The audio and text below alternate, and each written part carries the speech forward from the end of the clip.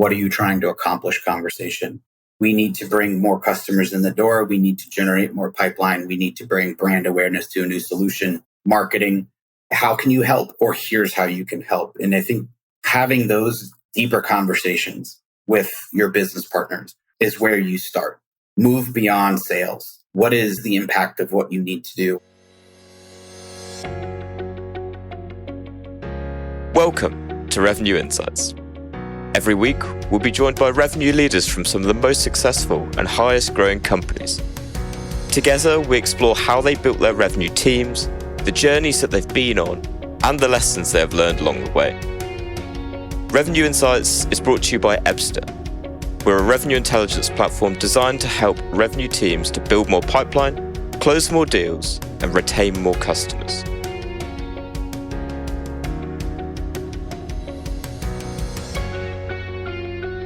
Hello, and welcome to this week's episode of Revenue Insights. On this episode, I'm joined by Chris Kingman. He's the Global Head of Digital Sales Enablement at TransUnion. Chris has got over a decade of experience in sales enablement and even sits on the board of advisors of the Sales Enablement Society. Chris, it's my pleasure to have you on the show. Thank you, Lee. It's great to be here.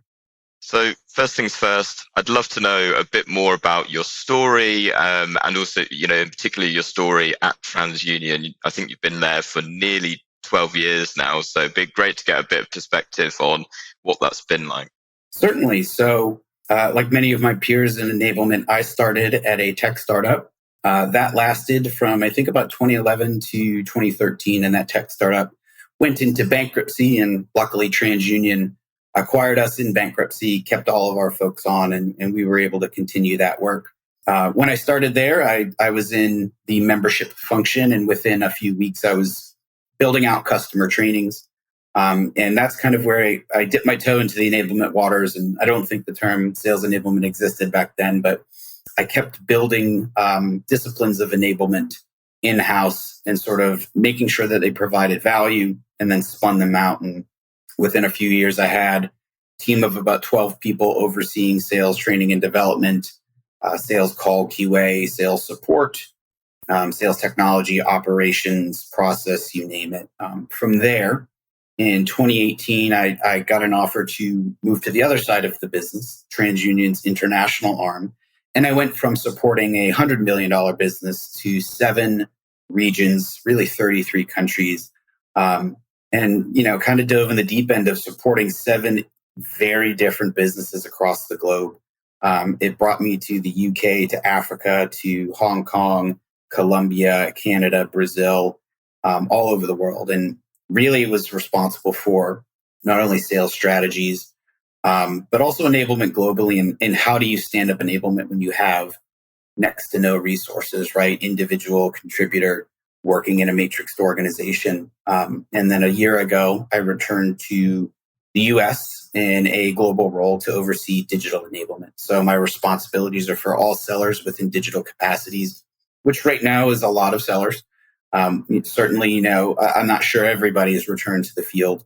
And I cover inside sales globally, as well as sales technology for the entire enterprise. And all the while I was doing this at TransUnion, working in Sales Enablement Societies, being a founding member, spending time on the board there, and then just getting myself out there through podcasts, through writings, partnering with, maybe tech companies to do some writing, a lot of technology companies to do advisement on platforms. And today I'm still very active in Sales Enablement Society, working on the college curriculum for sales enablement with Johns Hopkins University. Still very involved with Sales Enablement Pro and another number of organizations working through sales and revenue enablement to kind of bring their practices or their advisory boards to life. I love the journey that you've been on and can tell you've got a really rich experience in the space. So something that I'm really intrigued to know, going back to something that you said very much towards the beginning of that, was, when you first started sales enablement wasn't a thing. And from your perspective, what would you say has been the biggest change that you've seen in the enablement space, throughout your career? So I'd say the formalization of it as a discipline. And I would give a lot of credit to the Sales Enablement Society for bringing together the right folks to have the right conversations around that. And it generated a lot of buzz and interest. And they've done a great job of socializing the concepts and bringing it to the forefront and bringing value to the conversation, especially around why do you need this? Or the way I like to think about it is, here's why companies who do this are winning. And I think that message has been broadcasted, and especially with social media exploding, LinkedIn specifically, they've really done a good job of getting the message out there.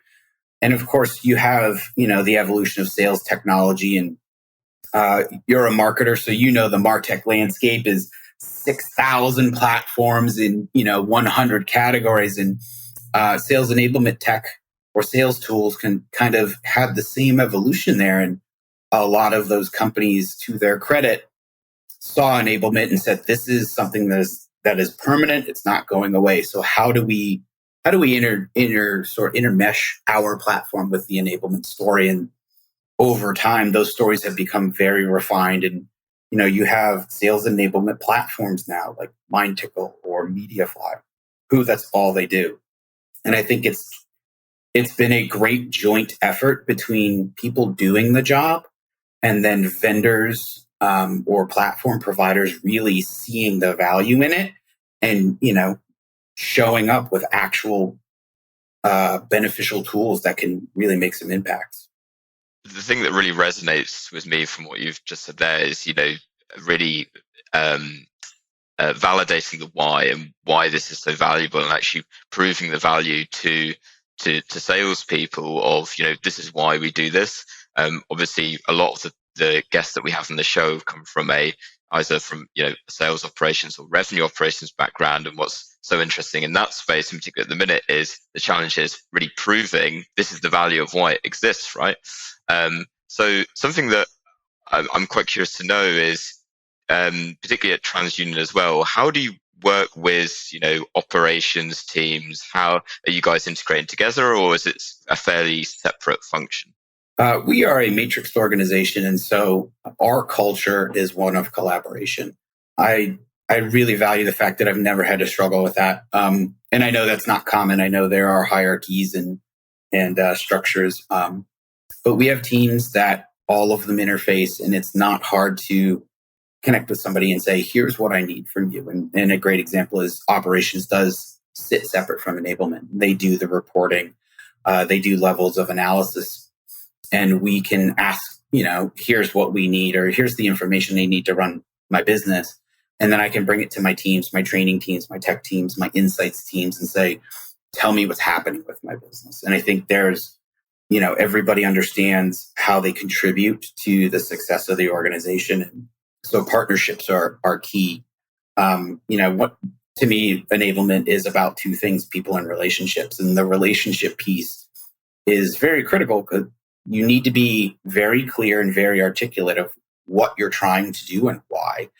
And it's not as simple as saying we're trying to, get revenue. That's not enough. It has to be a little bit more of here's how we're going to make selling easier, streamline processes, better insights. We're going to give our sellers more detail about who the customer is, what they may need to buy, or what's happening in their industry. And those partnerships, I've worked on for over a decade now, and they're cemented. And so we've got, a really great working order here.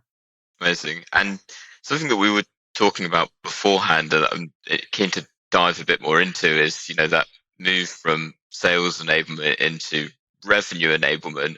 So can you talk a bit more around what that looks like at TransUnion and how you're really pioneering that change? Sure. So I said this a long time ago at a keynote. I think the most limiting thing about sales enablement is the word sales in the title. Because that makes people think that it's just sales, and sales is it's not everything, but it's a whole lot of things. And you have other parts of your organization that do contribute to selling. And that's anywhere between marketing and the importance of marketers to operations and delivering what you sell. We realize that enablement is largely tactical. There's some strategic elements of it, but you do need to partner beyond sales to make things happen. The easiest example is marketing, right? And everybody will agree that there's always been this contentious relationship between sales and marketing. But I think the benefit of that being called out between enablement over the years has led to better conversations about, okay, how do we partner better? Let's talk about lead gen. Let's talk about brand awareness. Let's talk about campaigns, messaging, assets. Here's what we need. Can you help us develop these things? And it goes back to that. Well, what are you trying to accomplish conversation? We need to bring more customers in the door. We need to generate more pipeline. We need to bring brand awareness to a new solution. Marketing. How can you help? Or here's how you can help. And I think having those deeper conversations with your business partners is where you start, right? Move beyond sales. What is the impact of what you need to do? Or an easy thing you can compare it to is your go-to-market cycle, right? Or your go-to-market process. There's a variety of departments involved. So partner with each one and talk about what's the immediate sales goal, get this product out. What is the long-term goal and how can each individual part of that support it? And how can sales support it? I think sales is, underutilized in terms of a source of customer information. There's market studies. You can look at product studies. You can look at white papers.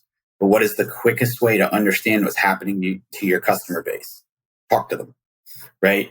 And so sales, can be this sort of funnel for information that comes back in after a while. If you establish the right expectations with your sellers, anecdotes become anecdata. One customer saying something is wrong or something doesn't work or I'm experiencing this pressure it's one customer. But if you hear it 4 or 5, 20, 50 times, that's a trend. And that trend should be brought back to your product team. And it should be brought back to your marketing team and your operations team to then recalibrate your strategies. And that's it's a really simple example of a cyclical yet strategic improvement that all goes back to sales. In your organization, was it a natural progression towards that where it was, this just makes sense?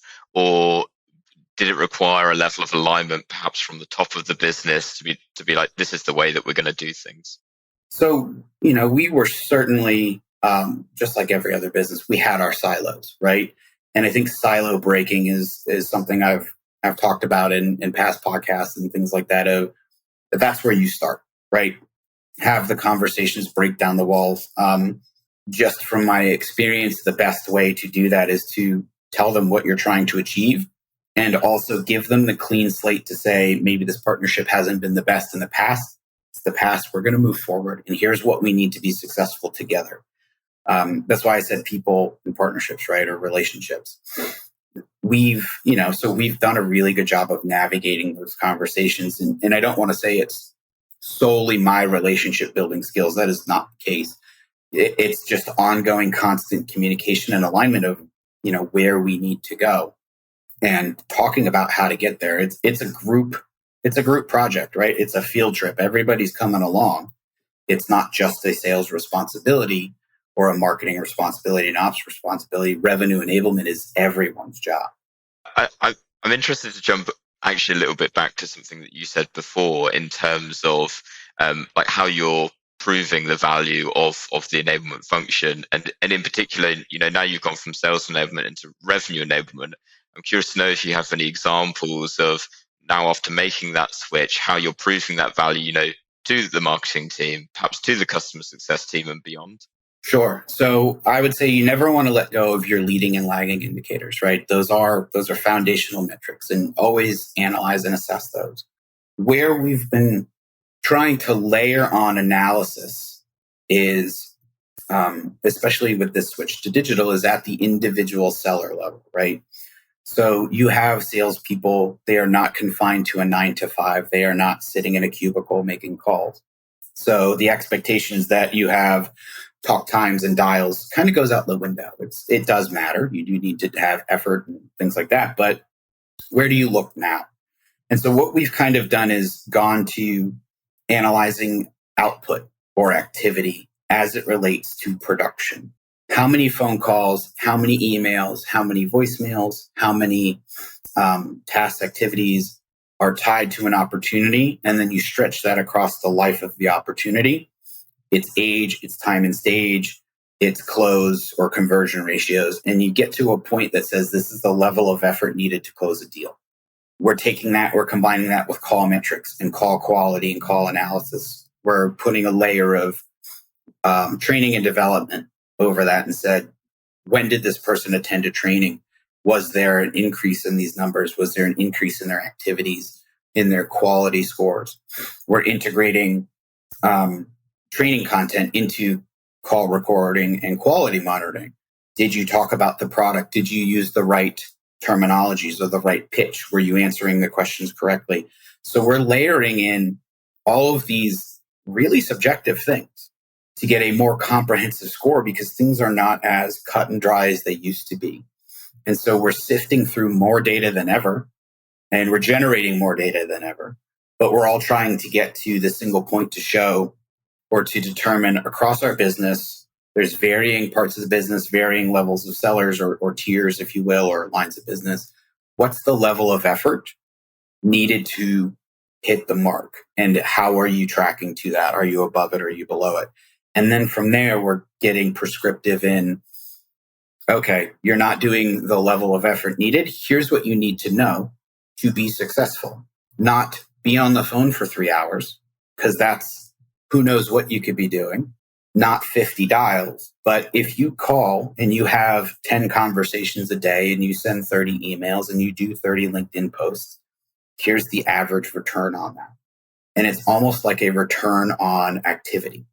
It's really interesting. And I mean, very simply, what has been the feedback to that? Has that been like, oh my gosh, like mind blowing, like, wow, I never thought it was going to be that simple? It's definitely not simple. There's a lot of data to sift through. Sure. It's very hard to get a lot of that data in one place. I'm very fortunate. I have a lot of talented individuals around me who happen to just make me look good all the time. It was a massive undertaking to just define where the data came from. And if you go down this path, I would encourage folks to start there. What data exists in your world, right? Where does it live? And you're pulling from sales tools, you're pulling from CRM, you're pulling from your billing system or your delivery system. And then what data don't you have? And a big part of our exercise was saying or asking our leaders, we know you have questions about seller performance, and there's questions that we can answer, but there are also questions we cannot answer because we don't have data. So what are those questions? So we can find the data, or we can figure out how to get the data to then answer the question. And you go through this big mapping process, and then you go through this very ambiguous process to say, we have all of this data. What can we infer? If we look at this and this and this, does that tell us anything? Does it matter, right? And you'll be able to tell a lot of things about a salesperson, but a lot of it is useless information. And so you have to weed through all of your data, all of your insights, and then go back to your leaders and say, what really matters? What really, production matters. We get that, but what does that look like? And then you sort of reverse engineer. We've reverse engineered to kind of get to a point to say, the example I gave is return on activity. If we have somebody that, calls a lead or follows a cadence to this, 97% accuracy, if you do that 95% of the time, you'll be able to get close 95% of the way to your quota, some metric like that. The reception has been great. The ability to get through all of the data and make it ingestible has been an absolute challenge, and it is no easy undertaking. So good luck to anybody that does try it. But I think as we kind of stay in this digital environment, the focus is going to be on how much work do I really have to do to be successful? Data is such a common topic that we talk about on this podcast, and, data quality and data health. And what's actually really interesting to me is for you guys, it's okay, now we've got the data. Now, how do we start to process it? Often the challenge that people have is I don't even have the data in the first place. So considering, I think by the sounds that you're kind of one step ahead of that, what would you say is the secret really to getting that data and getting quality data to then be able to glean the insights that you need to improve your processes? Sure. So, I mean, you're spot on. Garbage in, garbage out, right? And I love sellers, but some of them just don't want to leave good notes, or they don't want to use the CRM, even though it's for their benefit. And that's okay. It's an accepted part of the job. Yeah. So I think some of the things that you really need to focus on is what data point tells you the thing that you need to know. And then how do you capture that? Now, I don't like a lot of technology. I don't like the CRM to have, you're scrolling for 2-3 minutes and it's got 2, 3, 4 pop-ups and custom objects and all of these. I think it's cluttered. I think the CRM should be about as intrusive as an Apple Watch, right? Here's what I got to do. Okay, great. I'll go do it. When it comes to the data capture, how do you automate information that you need to collect, right? And you might not be able to. So what's the trade-off, right? Do we slow our sellers down by an additional 10 seconds, but the information will help us go do this? The other thing is make everything as sort of simple as possible. And the term I love to use is paint by numbers simple, right? There's no way to mess it up. This box is green and this box is red. Like an example of something that I'm working on is I want to capture why our customers buy our solutions. Now, I can go talk to all of my sellers and they'll be able to tell you why they buy it and what it does and the benefit. But I want it in the CRM, right? Because I don't want to have to remember. I don't want to have to remember why people buy things. So if you think about, okay, what's the easiest way to capture the information? Well, an opportunity description. You could train your sellers, okay, you need to put these 4 or 5 things in there, but you're probably not going to get that, right? You're going to get the person that says, XYZ solution, customer has XYZ, whatever. They're going to keep it simple. They're going to keep it brief. But if you do drop downs and you align as an organization, you say, we solve 10 challenges and we sell to 15 industries. Here's the 10 challenges that we solve. Here's the 10 market conditions that we're up against. And you build out drop downs that are required in your CRM. Pretty soon, you're going to be able to tell who's buying what and for what reason. And you're also going to be able to tell, more importantly, who's not buying that should. And I think that information is, you want to get a salesperson to use your CRM properly, show them the ROI on it. Hey, seller, if you put this data in, here's what I can tell you. And for me, one of the biggest things for me is I want to take the thinking out of selling. We don't hire sales folks to come in and be strategists, to be market researchers. They should be versed on who they sell to and why and what's going on in their world. But I don't want them to sift through and comb through data. So if you use the CRM properly, I'll be able to arm you with call these people and sell these solutions and say this thing, right, at this time in this channel, et cetera, and do 9 calls because you'll get a 95% return, and sort of piecing it all together to where minimal CRM usage, maximizing data capture that then feeds right back into here's the level of activity necessary for success. I completely agree with the concept, and I think for any salesperson, just to be like, if you focus on these opportunities, then that's going to help you not only hit your quota, but to the point that you can actually have you're not frantically trying to close deals by the end of the quarter, right? That's definitely a dream from sure, like many businesses to get to. So, what would you say is the secret to being able to do that? How do you create that within your CRM to get to the point where a salesperson goes in, it's like, yep, this is what I need to focus on. I don't need to get into the weeds of everything that's in here. I just have what I need. Sure. There's a few things that we really look at. So one is just be conscious of how much time does it take to accomplish certain activities in your CRM.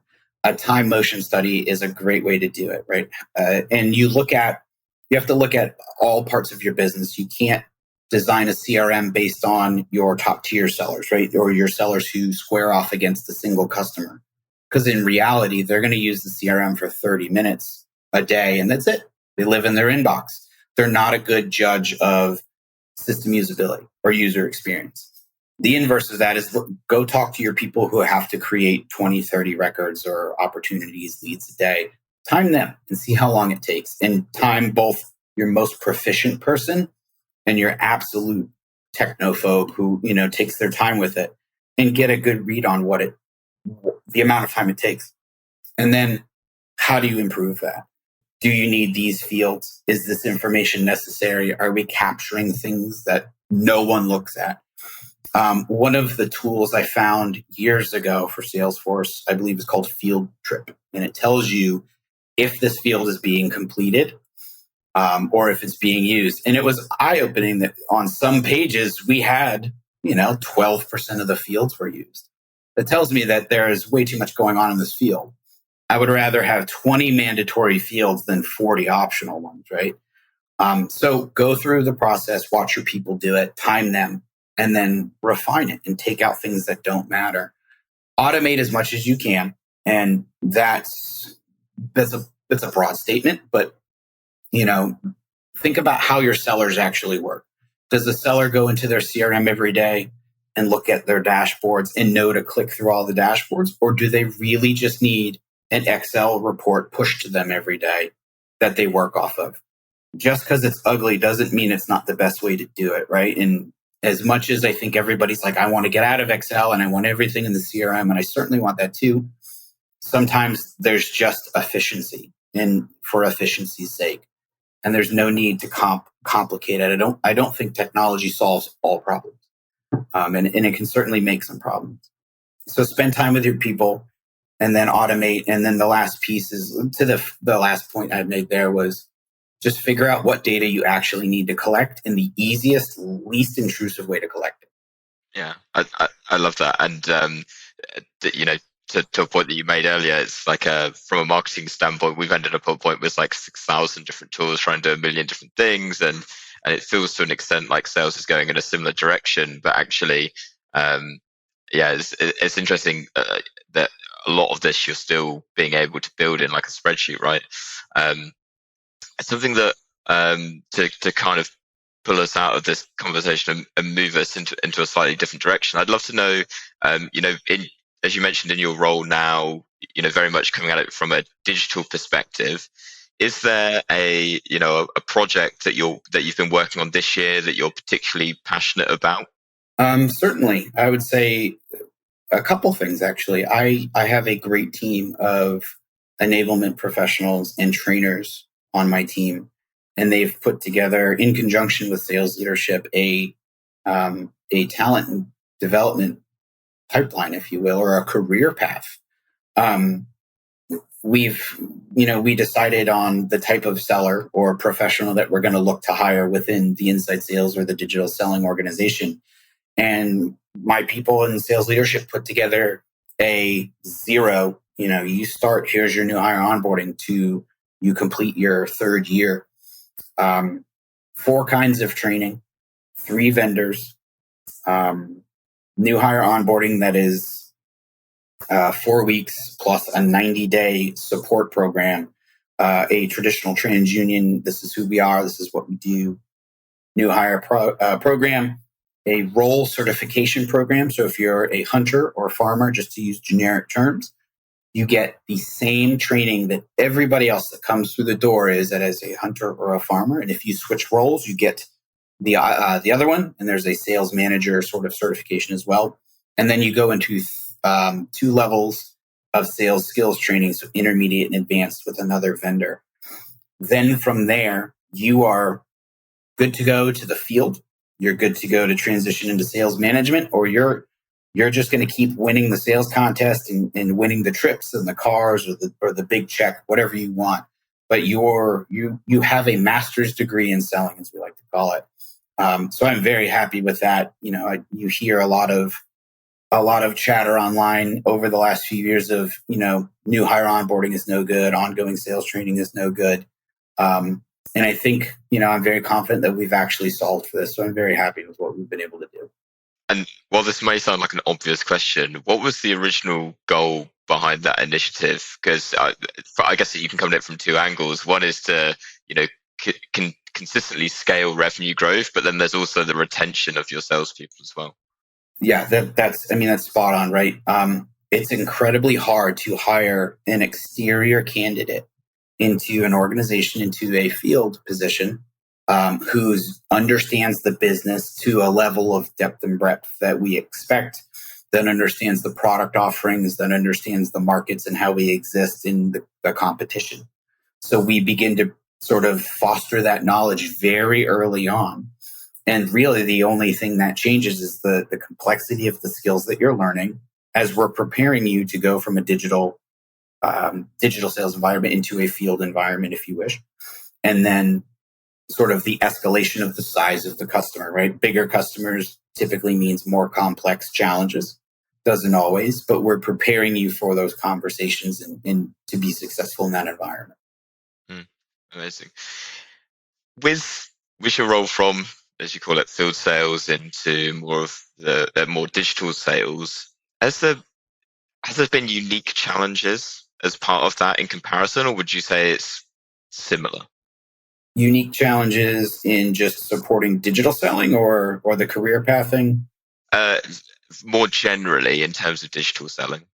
Certainly. So moving from a centralized inside sales organization to a decentralized team, you lose the ability to see everyone working at one time. You lose that 9 to 5, selling window, if you will. But I don't. It's an opportunity and a challenge, right? Was there time to kind of figure out how it worked? Absolutely, because for the first 6 months, everybody was in a 9 to 5. I need to sit at my desk and make phone calls. But as the world kind of adjusted, I think part of the driver to move to the activity driven or the outcome driven type measuring that we're doing is selling has changed, right? And buying has changed. I don't think if you try to make a prospecting call from 2 p.m. to 3:30 p.m. Eastern time, you're probably going to get a voicemail because most professionals that have children are picking them up from school. They're not going to take your call, right? But if you make that same phone call at 4 p.m. or maybe 6 p.m., you might be able to catch them or send the email a little bit later in the day. It's the first one they open the next day. You might be able to get a little bit more attention. So there were certainly challenges in understanding. I think the time of selling was a big one, right? And then the approaches too. Now suddenly everyone is digital 24/7. Everyone's in a Zoom call. So how do you sell in that capacity? How do you sell when you don't have a captive audience, if you will? Not that digital selling typically did, but the changes in the environment, I think, did impact the selling. The accessibility was impacted. And so how do you have conversations with customers, but it's a little less formal, if you will. They're not in their office. You're not in yours. How do you keep it short and to the point? How do you clarify value for them in a very tight window, all the while being flexible in the means and the timing of your communications? I think are all the immediate challenges that we got. And the first thing that we did was just get rid of the talk time and the number of call expectations. We lowered them, and then we just really focused on the output. Work when you need to work, but understand that your output is what we're going to be looking at. And we supported them by saying, here's digital selling best practices. Here's how to have compelling digital meetings or do visuals and all of those things initially into the lockdowns and whatnot. But eventually it just subsided into make sure you're having the right conversation. What is the customer's pain point? Talk about how we can provide value and then move on from there, right? And so I think those are some of the immediate challenges that we've been able to navigate. I'm going to give you a really nice, broad, open penultimate question. Do you think digital selling is a good thing and it's here to stay? Or do you think we'll gravitate back towards a more traditional way of selling? I think all the big research and consulting firms said digital selling was going to be 80% of selling by like 2030. And that was just accelerated. Will we go back to in-person? Absolutely. It's already happened, across the globe. I'm sure I know a lot of folks that are right back on planes every week. I think some organizations have realized we don't have to see customers, and some organizations have realized I really don't want to see salespeople anymore. And that's great. That's great because it redefines the relationship. One of the things I'm really working towards for the future is the revenue model supporting the customer engagement model. And I believe customer engagement is kind of the future of of selling is, there are customers that want you to show up, and they're going to want to be face to face, and they're going to bring in their team, and you're going to bring your team. And if that's what they're asking for, you should do it. But there's also customers now who have realized, I don't need to see a sales rep. I just need to understand the solution to my problem, and give me that, and give me some price, and I'm good. And that's great too, right? No need to burden them or to call them and, hey, how's the weather down there? Just checking in with you, right? Those things need to go out the window, and I think they largely have. Amazing. All right, final question. If there is one book that you could recommend to other revenue leaders, sales leaders, what would it be? Oh, that's a good one. Could be fiction, non-fiction, whatever. Could be fiction. It's happened. We've had it. I love it. I'll give you two books, and then I'll explain. So the first book is Cal Newport, Be So Good They Can't Ignore You. And that's all. For me professionally, it was a turning point in that it really just says, like, stop doing what you love and focus on what you're good at, and you'll learn to love it. If you're in this enablement space, I haven't met an enablement practitioner that isn't fanatical about it and loves what they do. I think that book will give you a good mindset or a framework to say, okay, where am I best suited to focus on? Double down on your strengths, right? Don't try and reinforce your weaknesses and go that way. I think that book is a phenomenal book, and it's great. The other book, Jonah Berger, Invisible Influence. And this book is all about why people make decisions and how they make decisions, decision justification. It's very interesting because Gartner came out with some work called SenseMaker, I believe 2 years ago at this point. And it's all about consensus driving in sales. That being one of the two biggest deciding factors in selling. The other one being, does the salesperson understand my challenges, my business, and the context of my market? As you go upstream, as you become more senior in revenue and sales enablement, revenue enablement, you have to have more and more elevated or executive conversations, and you have to understand why people make decisions. And understanding how and why they make decisions will change how you approach them, right? Understanding their motivation to make that decision, understanding their perception for making the decision that they're going to make. There's no shortage of politics in any organization, especially when you're trying to do something to impact revenue. And you on paper can look like an operating expense. So you have to be able to understand how to have the right conversations and motivate people and get them to understand what you're trying to do or what you will do, and have the sort of the skills to navigate the decision making. Fantastic recommendations. Love that you gave two as well. Chris, it's been an awesome conversation. Thank you so much for coming on the podcast. One last thing before we go, to our listeners, if they want to learn more from you, connect with you, find out more about you, where can they find you? I'm on LinkedIn, Christopher Kingman. Anybody that wants to talk about enablement, shoot me a message on there. I will always carve out some time to connect with anybody, help them troubleshoot, problem solve, or put together a plan to go attack enablement in their organization. I'm happy to do it. Awesome. We'll put a link to that down in the show notes. Chris, thank you again. It's been wonderful having you on. And to everyone that's been listening, thank you so much, and we'll catch you next week. Thank you. Thanks for listening to Revenue Insights. If you want to learn more, subscribe to our newsletter, and we'll deliver every episode straight to your inbox. If you have any questions, feel free to connect with us on LinkedIn. Our links will be in the episode notes. See you next week.